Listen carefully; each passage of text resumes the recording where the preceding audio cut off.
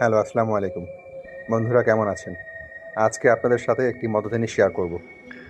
আমাদের বাসার ড্রয়িং রুমে দেখুন পর্দার সাথে চামচিকা বাসা বানিয়েছে।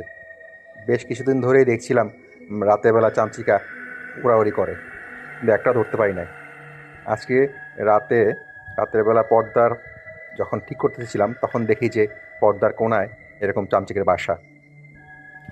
বেশ কিছু চামচিকা ছিল, চামচিকের বাচ্চা ছিল। খুব ভয়ঙ্কর অবস্থা। তো পরিশেষে আমি এদেরকে আমার রুম থেকে তাড়িয়ে দিই আর কি। কিছু চামচিগুলোর বাচ্চা যেগুলো ছিল সেগুলো নিয়ে বাইরে ছেড়ে দিই। হ্যাঁ, ধন্যবাদ। দেখতে থাকুন।